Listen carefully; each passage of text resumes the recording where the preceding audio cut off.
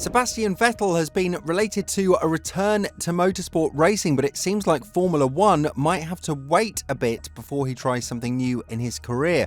It was always a life goal for him to compete in the 24-hour Le Mans endurance racing, and now it looks like an opening has been given to him by the racing gods. But is this a preparation for something bigger to happen, and is Vettel somehow keeping himself in form in order to return to Formula One?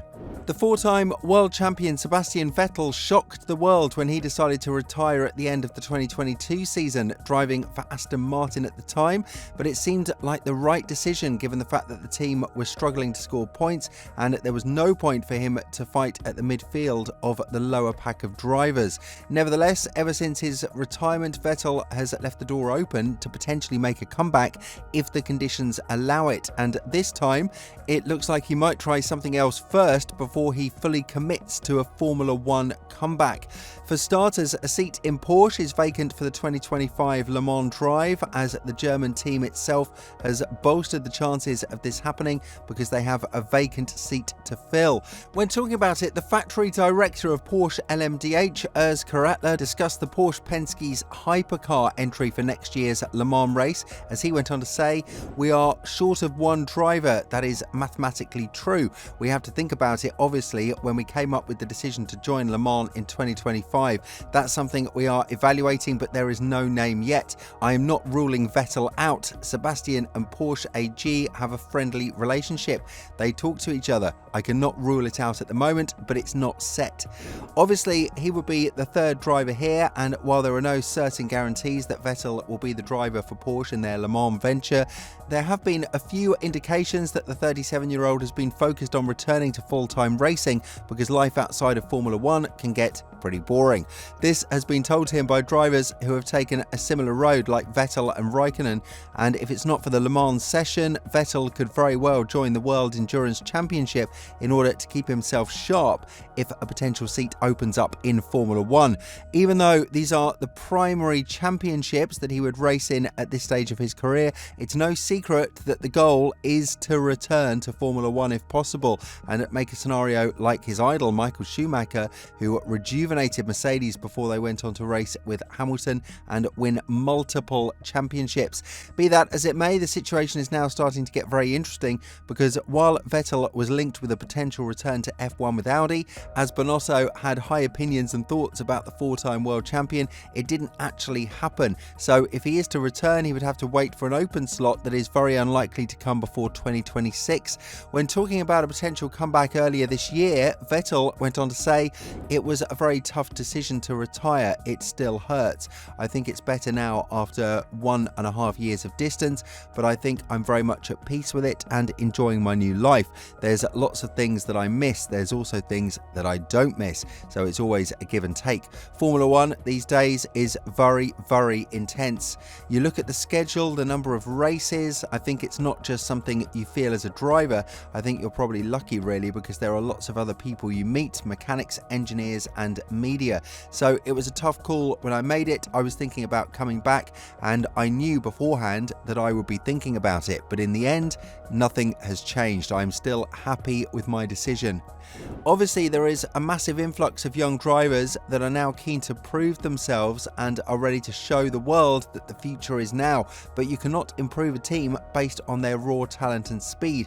You need experience from someone who knows how the car should behave and what is missing, which is something that a couple of squads on the grid will be very happy to have at this moment. The era from 2026 onwards will be brand new to everyone, and we might as well see top teams struggling to understand it, especially the ones who aren't particularly known for building reliable engines, as the 50-50 division between the electrification and the ICE of the car is now a massive challenge to balance the massive battery power with internal combustion engines in order to make it work exactly as planned.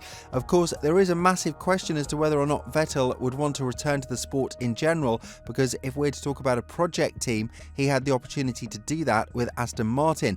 I know the first thought, the nepotism there didn't allow him to be as free as he would have wanted, and his input would have had to pass many filters before it got to the right people. But if we're to look at what the Silverstone-based team did right now with bringing in top-notch minds from other teams, that mission might get a very fresh spin with Alonso on the brink of retirement and Lance very unlikely to be sacked from the team. Ultimately, Aston Martin would need a very experienced driver, just like Audi hired with Hülkenberg, to bring the car to the optimal working window with the massive feedback that would be provided from this type of driver. Yes, the goal is to bring Verstappen on board, and with Honda joining forces with Aston Martin from 2026 onwards, it would be really silly not to think that they won't push for Tsunoda to make a debut with the green car, which is what puts Vettel in a difficult situation when it comes to making an awkward reunion with Aston Martin. A very interesting situation has been put out by Flavio Briatore, who is known to be a very close friend to Vettel, and when talking about a comeback of the four-time world champion, one of the most controversial figures in the sport has advised him to do what we don't want to see: him staying retired. According to Flavio, there is no point in Vettel coming back from retirement after winning 4 championships with Red Bull and being one of the most dominant drivers in his time. And while the tenure with Ferrari can be dubbed a failure because he didn't win a championship in the 6 seasons he spent there, even though he was close in 2017 and 2018, that's something to reminisce about in the old days with his buddies who are currently racing, Hamilton and even Alonso. They might be a very good example as to how you can still make it work at that age though, because truth be told, Vettel isn't really that old of a driver. He's only 37 years old and is younger than Hamilton, but the baffling fact is that he is 6 years younger than Alonso, which is a massive difference if you're going to think about a potential comeback.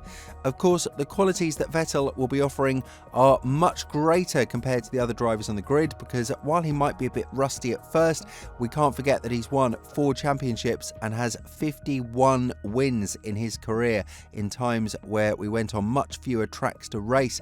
The only challenge that he might have is to accommodate the modern era cars, something that Hamilton has been bashed by some of the F1 pundits as being too old to accommodate the modernity of the 2022 cars, as they will get even more sophisticated from 2026 onwards.